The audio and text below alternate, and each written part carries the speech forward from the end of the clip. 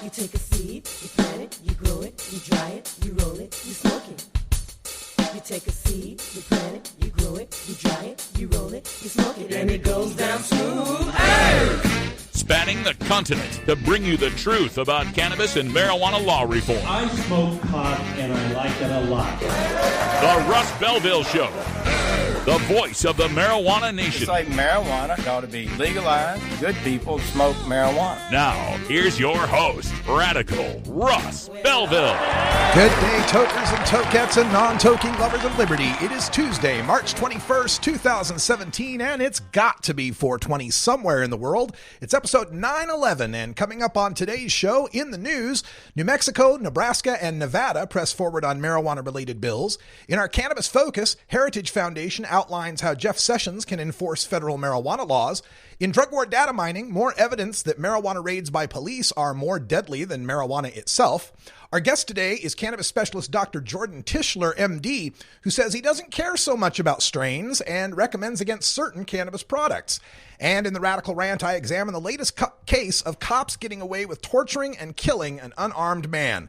Then, in hour two, the founder of a prominent marijuana parents organization threatens to, quote, punch me in the neck, end quote, but backs down when challenged to a charity boxing match. All that's coming up, but first, let's get to the news. Covering the latest headlines in consumer cannabis, medical marijuana, and industrial hemp. Now your marijuana headlines in 4 minutes and 20 seconds. This is Cannabis News. This is your Cannabis Headline News for Tuesday, March 21st, 2017. In New Mexico, a bill to add opioid use disorder as a qualifying condition under the state's existing medical cannabis program was given final approval by the legislature late Friday night and is now headed to the desk of Governor Susana Martinez. The bill adds a number of qualifying conditions to the state's medical marijuana law, in addition to opioid use disorder. Also included are PTSD, Crohn's disease, ALS, hepatitis C, Parkinson's disease, and severe chronic pain, among others. The legislation would also protect child custody rights of medical marijuana patients and would prevent people from being denied organ donations just because they participate in the medical cannabis program. And the bill directs regulators to create reciprocity rules to enable non-residents who qualify as medical cannabis patients in another state to participate in the medical cannabis program. Also on Friday, in Nebraska, a bill to allow non-smokable forms of medical cannabis to treat a number of conditions, including opioid addiction, was approved by the unicameral legislature's Judicial Committee. Nebraska's Republican Governor, Pete Ricketts, is opposed to his state's pending medical marijuana legislation. The bill would authorize a limited number of manufacturers and distribution centers to provide medical marijuana for people suffering from 19 different medical conditions, including seizures, anxiety, or, quote, any other illness for which medical cannabis provides relief as determined by the participating healthcare practitioner, end quote. Under the measure, patients could not smoke the drug or grow the plants. They could, however, take medical marijuana in pills, oils, lotions, and liquids, or through vaporizers. Nevada lawmakers are trying to address everything from marijuana users' gun rights to the danger that edible marijuana products pose to children. Senator Kelvin Atkinson, a Democrat from Las Vegas, introduced a bill, Senate Bill 351, which would allow medical marijuana users to possess a firearm and a conceal and carry permit. Sheriffs currently are required to deny an application for a permit to carry a concealed firearm or revoke an existing permit if someone is a medical marijuana card holder. Senator Segerblom, Democrat of Las Vegas, co-sponsored a separate bill, SB 344, with Senator Patricia Farley that revises the standards for the labeling and packaging of marijuana for medical use. The proposed legislation established limits on how much medicinal marijuana may be sold in a single package and prohibits candy-like marijuana products that appeal to children. The bill also would prevent edible marijuana products that look like cookies or brownies to be sealed in see-through packaging or any kind of packaging that children might be attracted to. The Oregon Liquor Control Commission has issued its first recall of recreational marijuana. The OLCC says samples of Blue Magoo marijuana contained a level of pesticide residue that exceeds the state limit. The Capital Press reports the marijuana was grown by Emerald Wave Estate and sold at Buds for You in Mapleton, a community 45 miles west of Eugene. The OLCC said people who bought the pot should dispose of it or return it to the retailer. A decision on whether the U.S. Department of Justice can prosecute a Montana medical marijuana provider is in the hands of a federal judge. Jesse Walter Campbell, a Bozeman-based provider, is challenging his case based on a Ninth Circuit Court of Appeals decision that upheld a federal regulation and said federal drug enforcement agents can't go after medical marijuana providers who are obeying their state medical marijuana laws. The problem is that the appeals court didn't address whether the provider has to prove it is in compliance or if prosecutors have to show non-compliance before filing charges. Monday saw the conclusion of a 2-day evidentiary hearing into questions of Campbell's compliance. The hearing's first day took place in late February.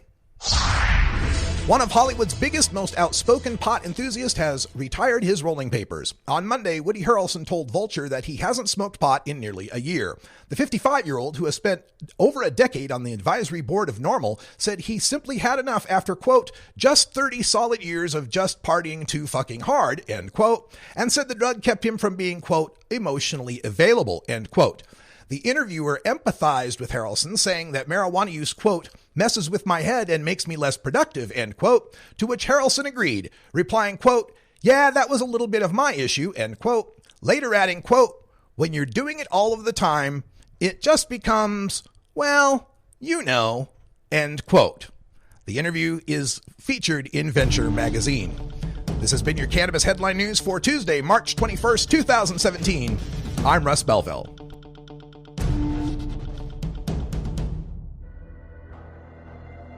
In the interest of fair and balanced journalism, the Russ Belville Show presents the anti-drug public service announcement of the day.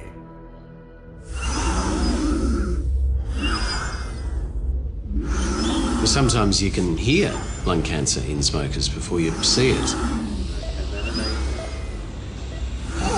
There's a whistling noise. It's the air racing around a lung cancer, almost completely blocking an airway. By the time most lung cancers are discovered, it's already too late to operate. Authorised by the New South Wales Government, Sydney. This has been the Russ Belville Show's anti-drug public service announcement of the day, exclusively on RadicalRuss.com.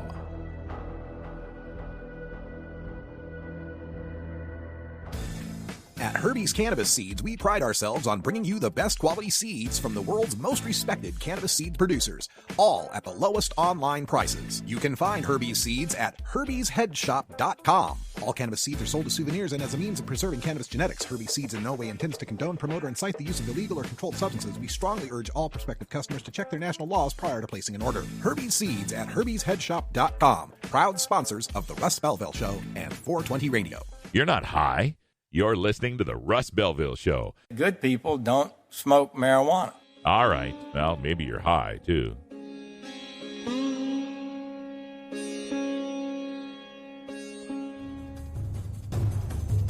Warning. Hits taken on this show are larger than they appear. Do not try this at home. These people are professionals.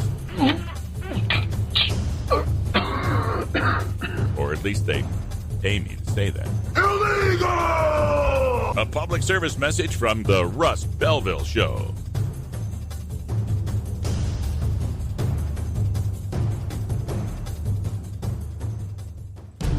The world of cannabis is evolving at a frenetic pace. The Russ Belville Show gets behind the headlines to take a deeper look at breaking news in our Cannabis Focus. Today in the Cannabis Focus, we take a look at a piece that's up at the Daily Signal entitled, How Trump's DOJ Can Start Enforcing Federal Marijuana Law. And this information comes by way of what I believe is the Heritage Foundation, although I'm still looking for the citation on that. The writer is Cully Stimpson. Yes, there we go. He is a leading expert in national security, homeland security, crime control, immigration, and drug policy at the Heritage Foundation Center for Legal and Judicial Studies. So here are a dozen things that the Heritage Foundation's writer believes the Trump administration should consider to ratchet back legalization in 8 states so far. Number 1, reaffirm support for the law. Issue a statement affirming the incoming administration's commitment to the Controlled Substances Act with the goal of reducing, not expanding, the use of marijuana in the nation. Number 2, coordinate with lower-level officials. Have the new Attorney General prioritize reaching out to governors and key law enforcement officials in states that have legalized marijuana to work with them on enforcement of federal marijuana laws. 3. Reassert America's drug position on the world stage. The White House should make clear that the United States continues to support the 3 international drug conventions and that it intends to change its domestic policy to reflect that support. Number 4. Up the profile of key drug enforcement personnel. Restore to cabinet-level status the position of the Director of the Office of National Drug Control Policy, aka the Drug Czar, and adequately fund the office so that it can be effective. Number 5. Rescind and replace the August 2013 memorandum from then Deputy Attorney General James M. Cole, that is the Cole Memo. The Department of Justice could do this by reiterating that marijuana cultivation, distribution, and sale are against federal law, and that while states may decriminalize possession of marijuana, they may not issue licenses to sell it or commercialize it. Reiterate that the federal government is not locking up people for smoking marijuana, and that state employees are not going to be arrested, but that the Department of Justice fully expects states to not permit commercialized marijuana production and sale. Number 6. Select marijuana businesses to prosecute. Find a handful of cases in which large, well-funded marijuana businesses are in violation of both state and federal marijuana laws and prosecute both their management, operators, and financiers. A real threat of prosecution will raise the cost of capital in the industry significantly and seriously impede any operations above the cottage level. Moreover, selection of unsympathetic defendants in violation of both state and federal law will 1. Minimize political pushback, 2. Avoid conflict with congressional appropriations provisions, and 3. Clearly demonstrate the failure of the Cole Memo. Number 7. Rescind the Financial Crimes Enforcement Network's guidance for banks and oppose efforts to expand banking services to the marijuana industry. One of the principal brakes on the expansion of the marijuana industry is its lack of access to banking. Once pot businesses have regular, unimpeded access to institutional capital, their ability to scale up will expand significantly, and the financial sector will begin to lobby in favor of expanded sales of the drug. Number 8. Support state attorneys general in non-legalized states. Non-legalized states have suffered significantly from illegal diversion of marijuana from legalized states and from the apparent uptick in sophisticated cartel activity there. Support could include entering as an amicus to support the merits of the suit Nebraska and Oklahoma filed against Colorado. Number 9. Prosecute those dealing in marijuana, which is illegal under federal law, using the Racketeer Influenced and Corrupt Organizations Act, RICO. Those who engage in a pattern of racketeering activity through a corporation or other enterprise are liable for 3 times the economic harm they cause. RICO gives federal courts the power to order racketeering enterprises and their co-conspirators to cease their unlawful operations. Number 10. Prosecute those who provide financing for marijuana operations. Federal anti-money laundering statutes make it illegal to engage in financial transactions designed to promote illegal activities, including drug trafficking. Start with one major marijuana financier and successfully prosecute it. Number 11. Empower the FDA to take action to regulate marijuana in order to protect patients and the public. Marijuana legalization poses a public health problem, and the FDA should be tasked with investigating marijuana for chemical contamination and pesticides. Marijuana should also be subject to the standards of the rigorous criteria of the FDA approval process, which has been carefully constructed to protect consumer and patient health and safety. There you go. I thought it was 12. It's 11. 11 approaches they are suggesting to Jeff Sessions and the Department of Justice. Did you hear? Raid state-level marijuana shops in there. No, although I suppose a raid would be imminent in some of these prosecutions. I really believe that some of these efforts that they list here are options that the Sessions Department of Justice will investigate, that they will take this seriously, and we have some really tough times ahead of us. To think otherwise, I know that there's got to be some people who are painting a rosy picture of how this won't be a problem because they are really depending on that institutional capital to keep flowing. They're really depending on those financiers to keep their wallets open and to keep funding these marijuana startups. And I don't say that as a aspersion on whether or not they're evil or doing it for a bad reason. You could very well argue that we need to keep funding our marijuana startups. We need to get these businesses as large as possible so we can fight the oncoming onslaught from the federal government. So it's not to say this is an evil intent involved. I just think that people that are saying it's going to be okay and that we can work with the Sessions Department of Justice on this are just not quite seeing the full picture. A lot of people who are involved in the marijuana industry come at this. They may be younger folks, maybe people in their 30s who didn't live through the Just Say No 1980s, who didn't live through the war on drugs 1970s, who didn't experience the insane level of illogic and irrationality that can be brought to bear in a moral panic, in a social crusade, in a culture war that this war on marijuana has always been. We've got a whole generation of people who have grown up, literally have grown up always knowing there's such a thing as medical marijuana. We have a whole generation for whom medical marijuana is a natural frame that they were born into. It's not some marketing scheme or some change in lingo that was brought to bear, something that was unfamiliar. This is the frame in which these people have grown up. And I think some of the younger folks that are advising on this are so beholden to that frame, are so within this idea that if only people knew the facts, if only they understood it was a medicine, if only they knew it didn't really harm people, why people's minds would change. And to some extent that works on people who are receptive to change. But to the people who are antithetical to change, who are resistant to that change, it sounds like Charlie Brown's teacher. It just sounds like a bunch of white noise. We need to understand that this is a culture war and that the reasons underpinning it are not the reasons they are giving. We've got to protect the children. We're worried about the traffic, etc. The reasons underlying this prohibition on marijuana and this continued fight by people like the Heritage Foundation and Project SAM, this continued fight against it is in the service of protecting other industries, protecting the rehab industry from losing the clients that they get automatically sentenced to their rehabs through drug courts, half of which are people that are busted for pot. We find that more than half of the people who go to rehab for marijuana are sent there by the criminal justice system, the biggest percentage of any drug that people seek rehab for. And of course, that benefits big rehab because when you get a bunch of pot smokers in rehab and you threaten them with jail if they don't stop smoking pot and they fail a P test, since pot isn't that addictive, they go, okay, I'll stop. And then what do you know? They graduate the drug court. The statistics look good for the rehab, look good for the court. Everybody praises how well this program works because it got people who weren't addicted in the first place to stop using pot. This is in service of the pharmaceutical industries, the alcohol industries that don't want to see that competition, especially the pharmaceutical industry that knows there is a 25% reduction in opiate use, in painkiller use, that pill use in general goes down when people have access to a safe, natural cannabis alternative.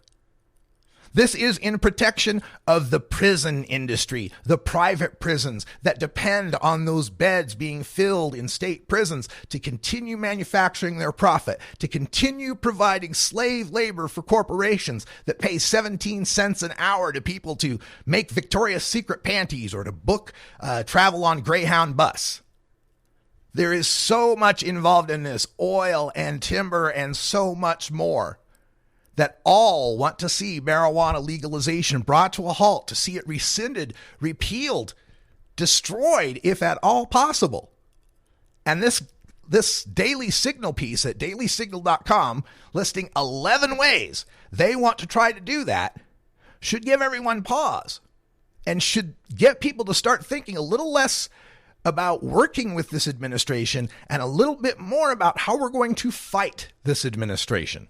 How are we going to stop them? How are we going to raise enough public hue and cry to avoid what could be a disaster for this industry and for this movement over at least the next 4 years? We have a big fight in front of us. I just want everybody to go into this clear-headed.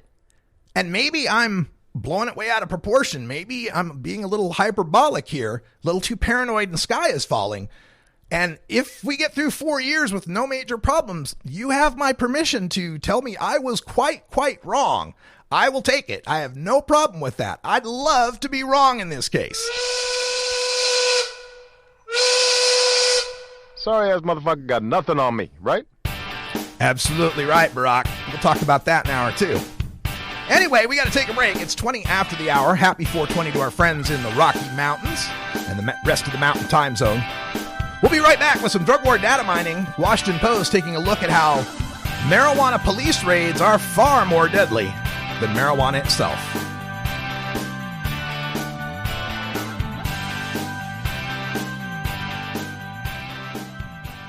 You know Herb Thrasher from the Herb Thrasher Flower Hour.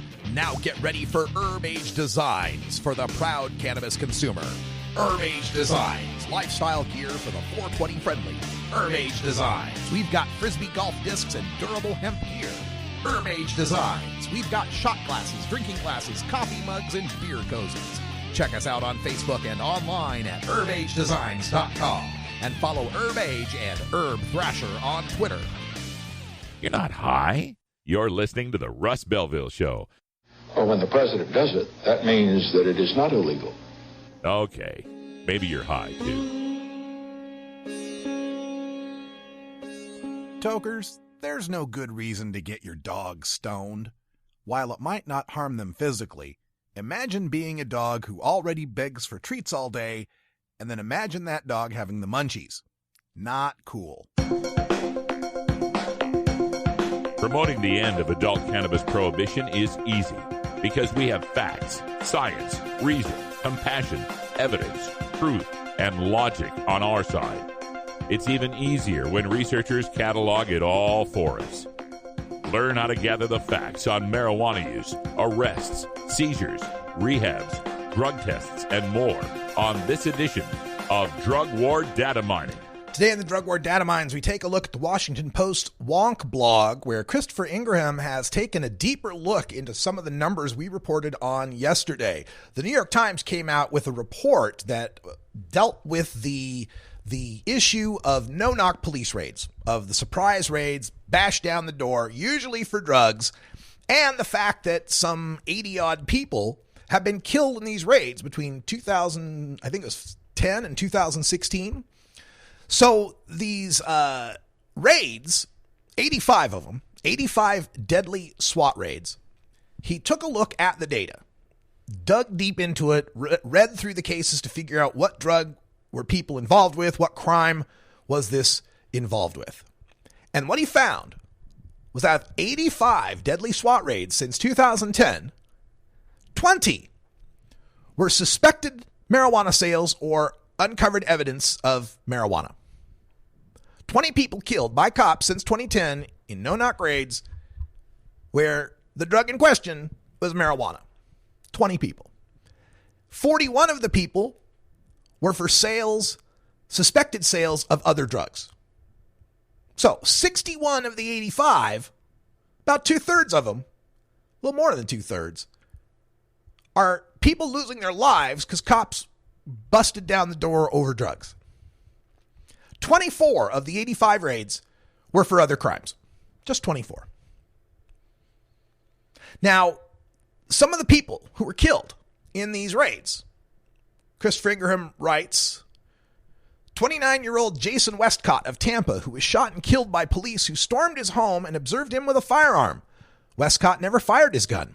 The police uncovered a total of 0.2 grams of marijuana at Westcott's residence. Not enough to fill a typical joint. 0.2 grams? As the comedian Ron White says, you know what I call it when we got 0.2 grams of marijuana?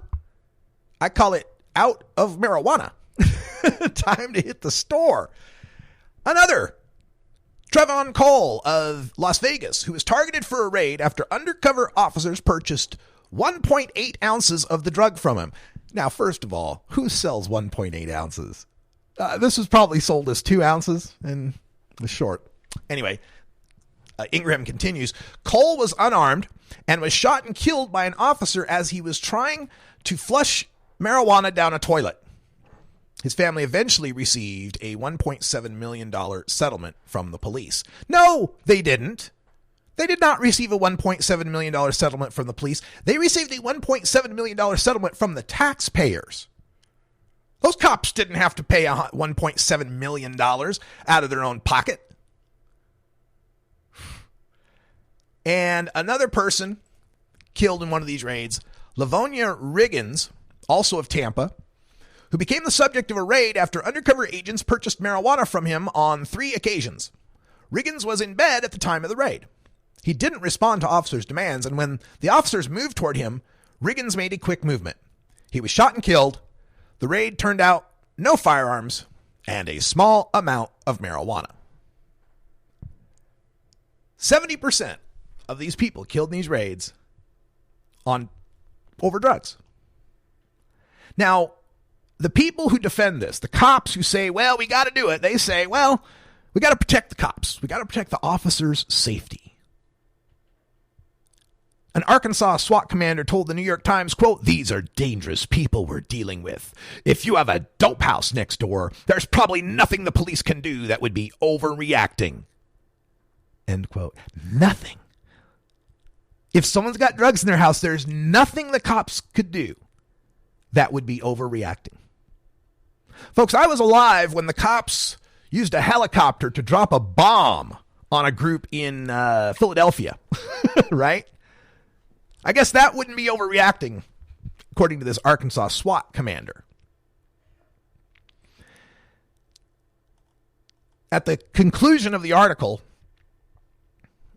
Christopher Ingraham writes about Henry McGee, who was killed in a pre-dawn raid of his home in Texas. An informant, a snitch, said he was growing a dozen pot plants.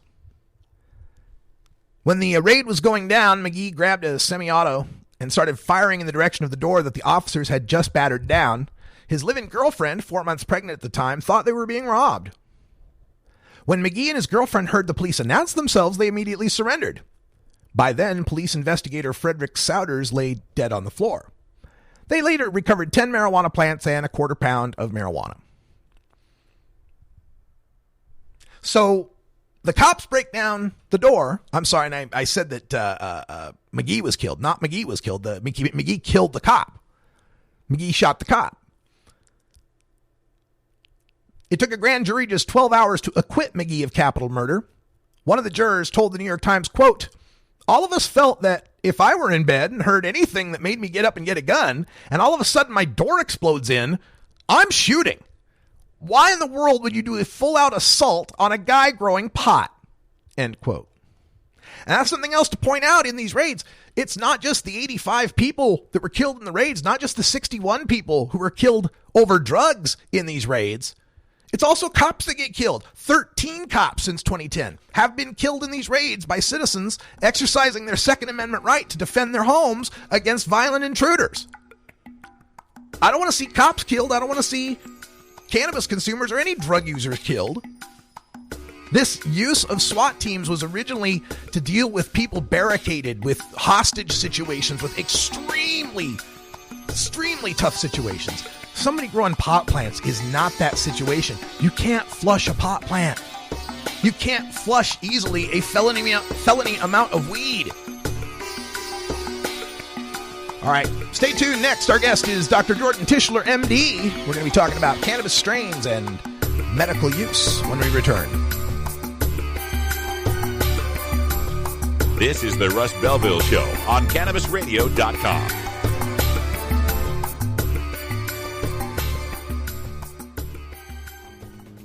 Get your tickets now for the Oregon Marijuana Business Conference, happening one day only in Eugene, Oregon on Friday, April 28th. You'll learn all about the latest OLCC regulations for adult use cannabis, including testing requirements, tech and branding, taxes and distribution, and the latest developments in medical marijuana regulations. OMBC features networking with Oregon's leading experts in marijuana, including State Senator Floyd Przansky. You'll also get to hear from author, actor, and punk rock icon Henry Rollins delivering the keynote address. Early bird pricing is available for conference-only and VIP passes, which get you access to the VIP networking events featuring Henry Rollins and other speakers. It's the 2017 Oregon Marijuana Business Conference. Tickets available now at OregonMBC.com. That's OregonMBC.com before April 14th to get your early bird pricing. OregonMBC.com. The Russ Belville Show. We're as much like Cheech and Chong as ordinary Americans are like the Three Stooges. Hey, Mo! Normal stands for responsible adult cannabis use. If cannabis use is causing problems in your life, consider taking a break or seeking medical assistance. Consider ceasing cannabis use if you have a family history of mental illness. Don't drive or operate heavy machinery while impaired by cannabis use. Cannabis use is not without risks, even though the risks are far less than those posed by legal drugs.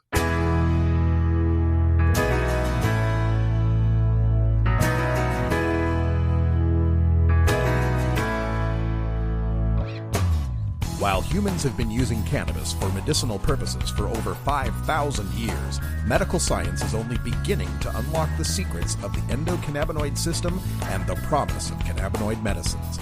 Join us now for the latest cannabinoid medicine update. Welcome back, everybody. And today in our cannabinoid medicine update, we're speaking with Dr. Jordan Tischler, MD. Jordan, welcome to the show. Hey, thanks for having me on. Great to be here. Thank you so much. Give our listeners a little bit of background on yourself. What is your specialty and what company are you working with? I started out going to Harvard Medical School a million years ago and trained in internal medicine at the Brigham and Women's Hospital, which is one of the major hospitals here in the Boston area. And I've spent the last 15 years as an emergency physician for the VA. And then after that, or sort of in conjunction with that, then I started my own cannabis practice, which I now have several clinics. And that's called Inhale MD. If anyone wants to look at our website, they can go to inhalemd.com. We've got hundreds of articles on various subjects relating to cannabis medicine there for people to learn from. Excellent background, and I applaud the work that you're doing out there on the East Coast, where medical marijuana is a little bit of a different issue than it is out here on the West Coast, where we've had it for a longer period of time. Could you give our listeners a little look at what it's like in Massachusetts, dealing with the bureaucracy, dealing with your medical marijuana program there as a specialist? Yeah, I think that there are a number of things that we in Massachusetts have really done very well, and then there are a number of things where it's kind of been more difficult. Our law, I think, is wonderful, and really, in many ways, I think could set a tone for the national way of looking at it. Because one of the things that we've done is we've got a list of 8 conditions, but those conditions are not it. Those conditions really basically are there as examples, because following the list of conditions in the law is a statement, and any other conditions that are severe and debilitating as, deemed by the licensed physician. I didn't get the wording quite right there, but, the gist of that is that lets us actually practice medicine. In states where there are simply a list, I mean, my point of view is you've just relegated your doctor to a monkey, right? My job then becomes, do you have something and is it on this list? I'm not sure you really need me to figure that out. But here in Massachusetts, really those conditions, which, include HIV and AIDS and MS and sort of all the things that you would expect that list to include, really are examples of what it is that the spirit of the law had intended for us to be treating, but it allows us as physicians to get in there and say, well, PTSD isn't on the list, but that's fine, because PTSD certainly meets the criteria for severe and debilitating in certain circumstances, and cannabis works very well for it, so we will go ahead and treat you. Chronic pain isn't on the list, but quite frankly, chronic pain is very wonderfully receptive to cannabis. So, that would be my number one, the number one presenting complaint to me is pain in one sort of another. Now, so I think that's a good thing. Yeah, I agree, and that's something that all of these medical cannabis laws should have. And I love the point you make about a doctor just being, somebody that's checking something off of a list rather than actually having a relationship with the patient and being able to determine that cannabis is good for the condition they have, regardless of what the list says. Has there been any pushback from your health board, your medical board in Massachusetts regarding this, or any physicians who've been counseled about being loose with the recommendations? I guess there's been a little bit. We've seen a couple of newspapers get a hold of the statistics from the Department of Health here, and they say things like, look, the way that the statistics are done is that they count all of the people who fall into the diagnoses that are on the list, and then everything else is other. And so they say that the newspaper said things like, well, look, 90% of patients fall into this other category, so clearly the system is being abused. But it didn't take very long for everyone to go, no, it's not being abused. It's just that, there are only 8 conditions on the list, and they're fairly infrequent. They're low incidence. Thank goodness, for example, for MS.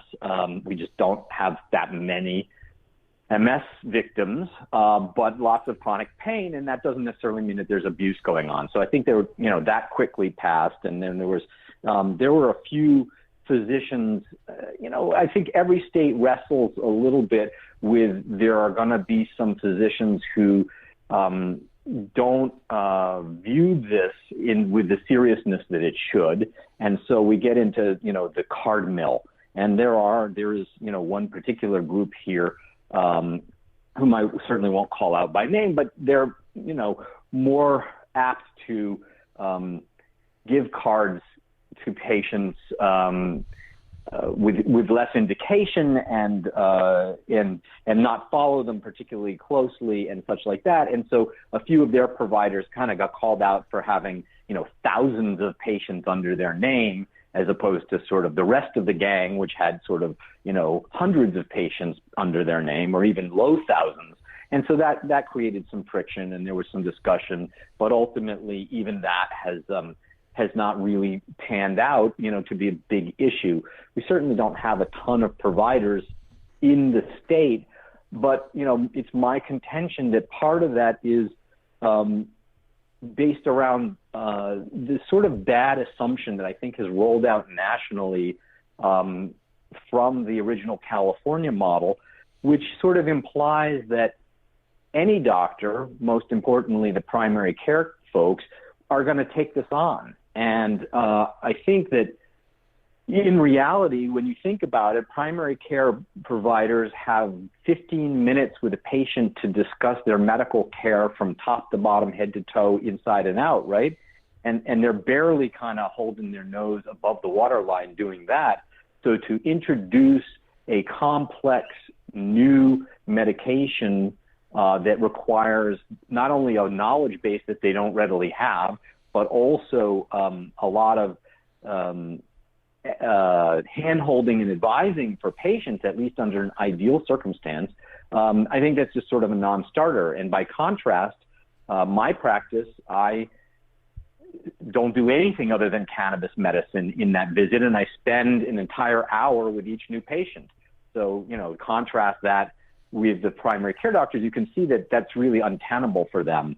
And what I do is I spend a lot of my time speaking to my colleagues, it's largely why I started my practice, to provide them with enough education that they could feel comfortable having patients on medical cannabis, but not necessarily do the medical cannabis themselves, but rather to say, look, now I understand the indications, now I understand what it means for these patients to be on this medicine, and I'm not afraid of it, but I don't have the wherewithal and the time to do this, but it's great because my buddy Dr. Tischler does this, so I refer.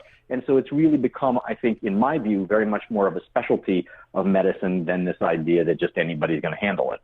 We're speaking with Dr. Jordan Tischler, MD. He's a cannabis specialist at InhaleMD.com in the Boston area and throughout. Is it just Massachusetts at this point? Well, it's kind of funny. I've been trying to expand my reach for the sake of patients who are, need it. And so in Massachusetts is the only place I can actually write the recommendation, but I do online consultations with patients all the time across the country in which I can at least, educate them on a real science-based approach that then, they can go in their local community and get somebody to provide them the recommendation, which, may or may not, as the state of things exists now, include the kind of in-depth counseling that really should be part and parcel of any physician interaction around this stuff. So, yes, we have a bit of a national reach then. That's good to hear. Now, in an earlier email, you discussed with me some of the topics we might talk about, and you got one that really caught my attention, and that is one that might be a little controversial, and it's how you mentioned you don't care so much about strains of cannabis when it comes to medical use, but more dosage and route. So are we not to check for sativa or indica or purple kush or whatever we particularly like? I mean, what's your take on that? Well, I think first of all, I knew that was the subject you were going to gravitate to, so I put it in there advisedly. I think that, you just hit the nail on the head, which you said, purple kush or whatever we might like. And I think that that's really the issue. When I think about strains, I'm not suggesting that they aren't different. I'm suggesting that in most circumstances, those differences are more about preference than they are about medical outcome. Okay. And that's a bit of a splitting of hairs. But when I look at the response to treatment and get the feedback from my patients, what I'm finding is that the strain just doesn't seem to be as important as other factors. Now, that doesn't mean, again, that the strains don't make you feel different, but in some ways it becomes more a question of whether you like orange lollipops or grape lollipops, but they're all lollipops, so you're going to get the benefit of the lollipop. All right. That's a fair point, and I really appreciate you elaborating on that. Another issue that's of great import these days, especially in the Northeast, New England area, the opiate overdose epidemic.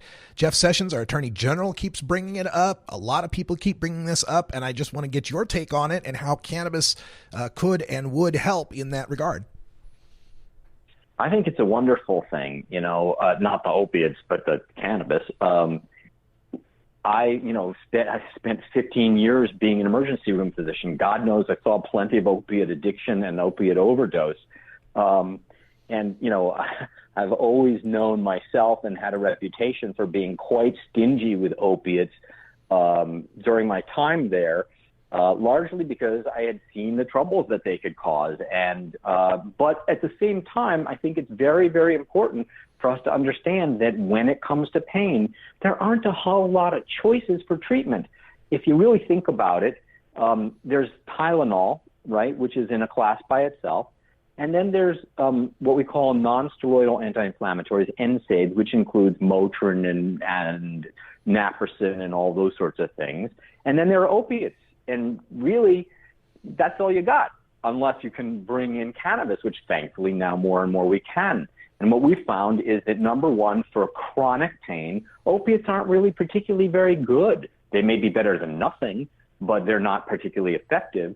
And when you compare them head-to-head for mild to moderate pain, at least, you find that cannabis is equally effective, and we know that it's far safer. So to my thinking, it's crazy not to choose the safer option. Absolutely. Except that we have all this history we have to get past, and I think we're very, very slowly going in that direction. A lot of the stuff that is inhibiting that at this point is either, ignorance, which we can overcome, or some sort of more willful thing, as in the case perhaps of Mr. Sessions, who seems to, benefit or seems like he is in favor of the, for-profit prison system and et cetera, where there are really benefits from this continued kind of drug war behavior. One final question, Dr. Tischler. With medical cannabis, it's not a one-size-fits-all sort of situation. Are there any sorts of products you don't recommend to certain patients? Yes, absolutely. I think that one of the issues that always seems to be a problem is the industry kind of wagging the dog here. And so I think that there are lots and lots of folks out there that are very well-intentioned and maybe relying more on their own experience and have developed things, products that, you know, when we actually study them, don't seem to pan out very well. Sublingual absorption of homebrew tincture doesn't seem to absorb very well. Orally ingested cannabis oils we know aren't particularly well absorbed. On the other hand, edibles, oddly enough, tend to be very well absorbed, comparatively speaking. But my baseline is to aim, in most conditions, for some sort of inhaled cannabis. And notice that I say inhaled and not smoked because I don't recommend smoking, even though the data is somewhat reassuring in that regard. But I think that, you know, vaporized whole flower is a good starting point for most illnesses. And then sometimes we add an oral, meaning an edible or something to that effect. But things like the tinctures, as I've mentioned, topicals, we know that very, very little absorption through the skin, unless, of course, you do something very pharmacologic to it, like add detergents like DMSO, which then kind of makes me question why you're going there in the first place. Yeah. So, yeah, there are things I think are very effective, and then there are things that I think, you know, are more kind of like a product in search of a need. Well, thank you for your perspectives on that. We appreciate it. Dr. Jordan Tischler, MD, is a cannabis specialist at inhalemd.com in Massachusetts. Appreciate you coming on the show, and we hope to talk to you again sometime. Thanks, Russ. Great to talk with you. Take care. All right, folks, stay tuned. We've got a radical rant coming up next. Once again, boiled, beaten, choked, and shot, and the cops get away with it again.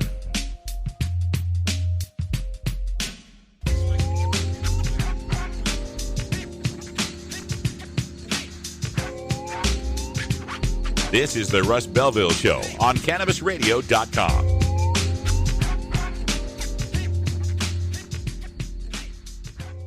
Hey everybody, it's Radical Russ here from 420 Radio, inviting you to be like me and get your ink done at Lucky Horseshoe Tattoo, Fort Worth's most female-friendly, clean, sterile, awesome tattoo shop.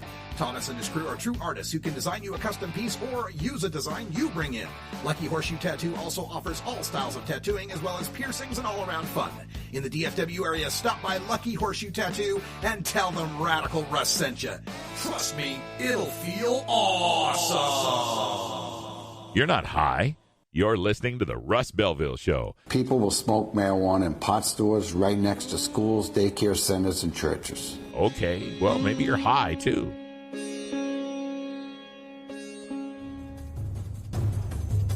Warning. Hits taken on this show are larger than they appear. Do not try this at home. These people are professionals.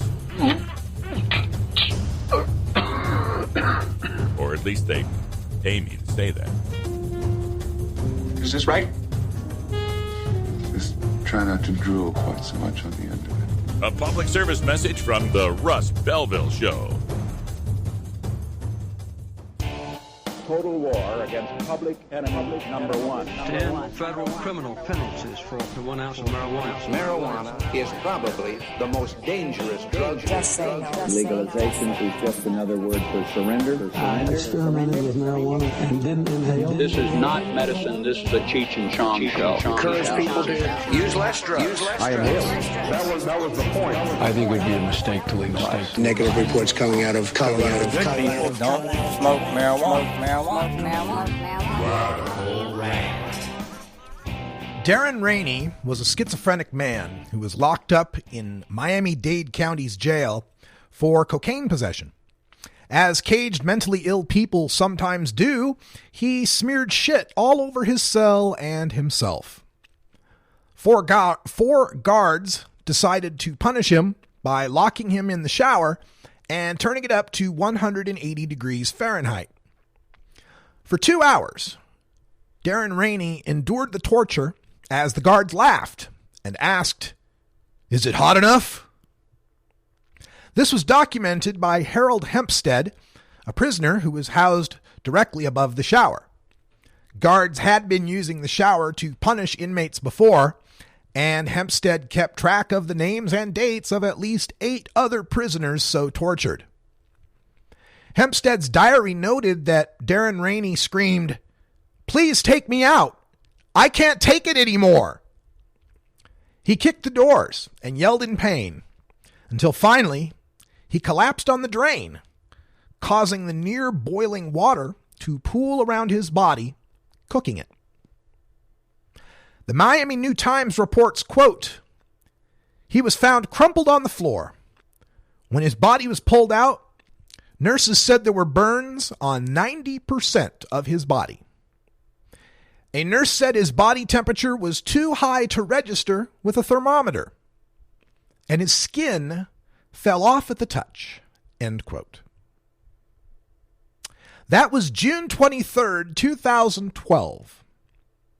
On Friday, Miami-Dade State Attorney Catherine Fernandez-Rundle announced that none of the 4 guards, 2 of whom have since been promoted, will be facing any criminal charges. Really? Stella Liebeck is a name you may not recall, but if I said McDonald's hot coffee lady, you'd probably remember the case.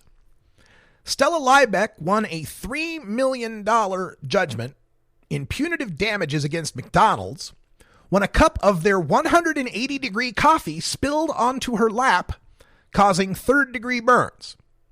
And despite what you may think you know about that story, no, she wasn't driving when the coffee spilled. Her car was pulled over. She was sitting in a parking lot. She had it in her lap while she was trying to put sugar and cream in it, and it spilled onto her sweatpants, and since the sweatpants kept it sticking to her, she received third-degree burns on her crotch, on her inner thighs, had to have multiple surgeries to correct that. McDonald's had done this numerous times before, and numerous people had been burned before, because their standard operating procedure in the manual was to keep the coffee at between 180 and 190 degrees. So she can win a $3 million punitive damage from McDonald's for 180-degree coffee spilling on her lap, but you can lock a man into a 180-degree shower for 2 hours, burn 90% of his body, and kill him, and no prosecutable crime took place? According to the Miami-Dade Police's report, quote, "The shower was itself neither dangerous nor unsafe. The evidence does not show that Rainey's well-being was grossly disregarded by the correctional staff." End quote. A 180-degree shower that an inmate cannot control, that is being used to torture him for 2 hours, is neither dangerous nor unsafe. Torturing a man with scalding hot water for 2 hours leading to his death while you laugh and ask, "Is it hot enough?" doesn't show gross disregard by the correctional staff? The coroner in this case is blaming Rainey's death on an undiagnosed heart condition and his schizophrenia. So boiling a man with an undiagnosed heart condition into a heart attack isn't any sort of crime we can prosecute there in Florida? Turning a man into a human brisket where his skin is literally falling off his body to the touch is not something that the state attorney thinks ought to at least go before a jury? I'm not even asking that these officers, these guards, necessarily be punished or unless a jury finds that they did commit a crime. But for one woman to decide in this case that no crime was committed, to not even let this go to trial, to not even have this heard by a jury, is unconscionable. How many more times will cops get away with this kind of blatant disregard for human life? Eric Garner, killed by a police officer who puts him in an unauthorized chokehold, ignoring his pleas of "I can't breathe." That officer was never indicted by the grand jury. Freddie Gray, placed in the back of a Baltimore police van without seatbelts, taken for a rough ride by the cops, a drive that jostled Gray in the back of that van like dice in a cup. Gray was killed, found to have 3 fractured vertebrae and a crushed voice box. Now, that case did go to trial, but one officer's trial ended in a mistrial, and the other 3 officers were found not guilty. Walter Scott, running from a police officer and shot in the back, all captured on video. The man's yards away from the cop when he's shot in the back. That officer's trial ended in a mistrial. The list goes on and on and on. There are numerous websites that chronicle the cases of police people who are routinely killed by the police who are then never indicted or whose cases end in a mistrial or an acquittal. The cases where cops who kill civilians are found guilty are so rare that when I see one, I gasp in amazement. The case in August 2016, where a Virginia cop was convicted on voluntary manslaughter charges, was the first one I'd seen in 3 years. Seriously. According to the Huffington Post, there were no convictions for murder or manslaughter for cops killing civilians in the line of duty in the entire year of 2015 and the entire year of 2014. And in that Virginia case, the 2016 case where he was actually convicted, that was the second time that Virginia cop had killed an unarmed man in the line of duty. He shot a guy 11 times in 2011, but the grand jury didn't indict him then. These cops are the few bad actors that our Attorney General believes aren't representative of the rest of police. Jeff Sessions said last week in Richmond, Virginia, quote, "In recent years, law enforcement as a whole has been unfairly maligned and blamed for the unacceptable deeds of a few bad actors." End quote.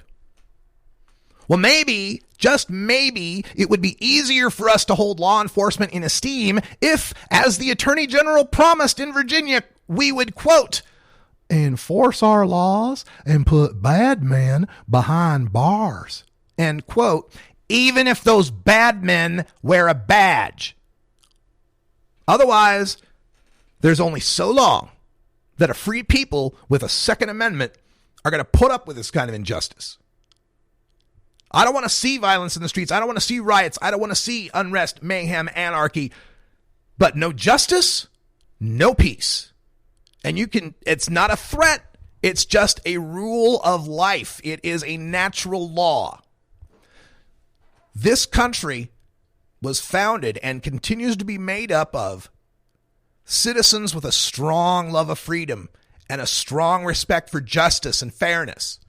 And to continually, night after night, see person after person after person after person on cell phone videos with numerous witnesses being executed by the police, and to see these cops get off when a state attorney refuses to indict, refuses to press charges. I'm sorry, this is an untenable situation. Anytime a cop kills someone in the line of duty, it should be a federal investigation. There shouldn't be the local yokel police sheriff and the local yokel coroner and the local yokel state attorney being able to conspire to keep things out from in front of a jury, or to conduct their cases with tainted jury pools, with local media hyping the police's version of the events to the point where we can't get convictions in these cases. That's all the time we got for our first hour. Thank you, podcast listeners, for joining us on CannabisRadio.com. For those of you watching live on YouTube, stay tuned. We're back with Hour 2. We're going to talk about a certain founder of a parents' marijuana group who wants to punch me in the neck. Then we'll also talk about other stories, including Washington and Colorado data on youth use, a pro-marijuana church in Alabama, California businesses, cannabis businesses taking on the Teamsters, and how the Swiss are perfecting low-potency marijuana. For everyone here at Delta 9 Studios, I'm Radical Russ. Thanks for joining us, and until next time, take care of each other, tokers!